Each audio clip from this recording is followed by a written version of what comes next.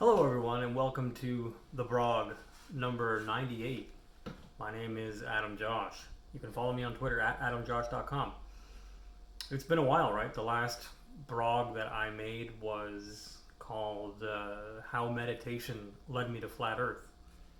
And so, what I've got for you today, here, all these year later, 2 espressos from my espresso machine over there, and you're in my kitchen. And what I wanted to talk a little bit about was, for whatever it's worth, to people who follow me on Twitter and people who have followed the journey, how I got to this level. Now, I know that that comes with a lot of baggage when I say stuff like that. Like, I don't, come on, what level are you at? But to other people, they're like, man, I would like to be at that level. When I was a younger man, I would like to be at the level I'm at now. So how do you get to this level? What is this level? I mean, people who follow me on Twitter know, like, I work out every day. I've been vegan for 7 years. I got 2 adopted kids. One is in his room right now because he didn't want to do schoolwork with me. So I'm doing this instead, and we'll do schoolwork with him later. The other one is downstairs in the shower. He might come up the stairs on camera.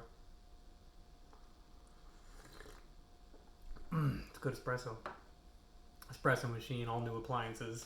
You know, some of you saw me buy this house in 2018, way over my price budget, $500,000 home. Just got an offer for it. Not that I'm selling, but I got an offer for it for $575. Not taking it, but I own my vehicles. Got a $2,000 couch right in front of me over there that I thought about recording that on, but this table here, we got this for like $50 on Kijiji. So this is where I'm at today, in my kitchen dining area. So the question is, how did I get to this level? And I guess if I was being honest, it would be, especially if I was talking to my younger self, it would be, I was always open to correction.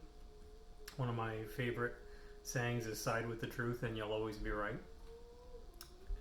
So I would say that I've been open to correction, open to teaching,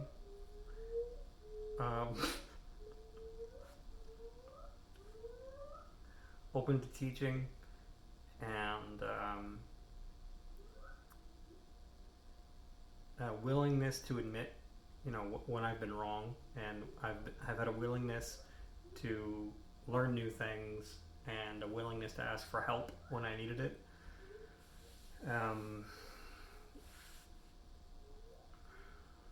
I feel like to get to this level, those are some things that have been important to me, and some key points that I've picked up along the way. And I've always been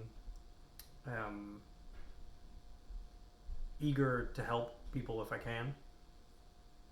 And a willingness to learn is a huge one. Like, I've always been interested in learning new things. So, I mean, if I was to tell anybody, especially my younger self, this is how I got to this level. Another one would be I had to be willing to take risks.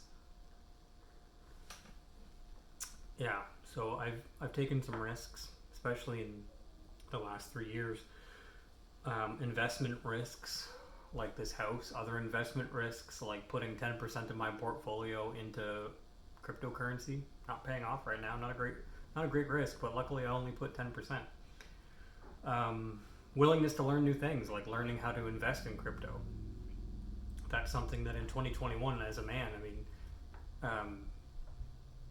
knowing how to do that, learning how to put money into an investment portfolio for yourself instead of trusting somebody else to do it. They're taking anywhere between 1% and 3% of your money as their management fees. So be aware of that if you're trusting somebody else with your hard-earned money.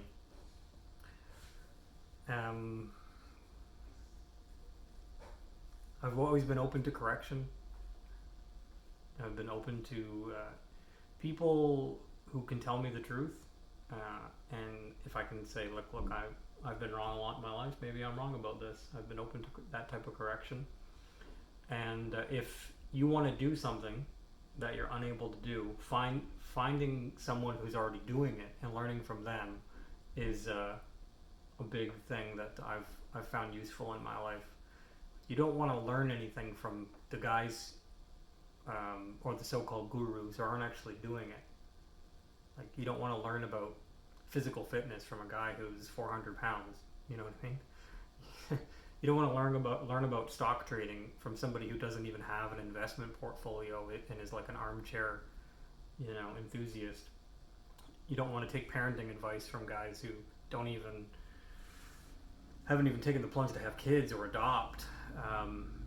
So that's my mentality, at least, is I've always been open to learning from the people who are actually doing the thing that I want to do, and then incorporating that into my own personality. But yeah, I feel lately that with this last year and a half of this coronavirus lockdown and all this nonsense that we've all been dealing with, that I've had some time to reflect, and I've realized that there has been maybe a small amount of people over the years that have looked up to me or used me for an inspiration. And a lot of them I talk to on the phone, I talk to on social media. Like I said, you can follow me on Twitter. And I just wanted to record this video to say that sometimes, when I'm in the shower, or sometimes when I'm quiet at night or reflecting, like, I reflect on my life and I think, like, how the heck did I wind up here? Because there was a time in my life where I thought I would wind up dead. There was a time in my life where I was basically homeless. Many of you know I was living in a shop or above a tire shop for years, and that seems like a whole other lifetime ago. I said for years that I would never date a girl with kids, that I would never have kids. Look at me now. I had reasons for all that. So here we are, and how I got to here from there is for the reasons that I have already mentioned. Another thing that I could say is that I used to think that life would be short, especially when I was in my youth, like 18, 19, 20. I never thought I would live till 20 years old. And something happened in my 20s, my late 20s, where I flipped that thinking around and decided, I'm going to live for a really long time, and so I should start planning like it. So I am planning to live for a really long time now, and I've accepted that life will be long, especially as a vegan. I still have not been to a vegan funeral. One espresso. I got another one right here. So I don't know if any of those pointers help you, but so I've been on this trip of working out lately. I have 9 months and 13 days, or 14 days as of today. And I'm doing cardio, I'm doing weight training, and I break down my whole routine and put it on Twitter, and I take pictures every day for myself and for people who follow me, be like, this is what I'm doing.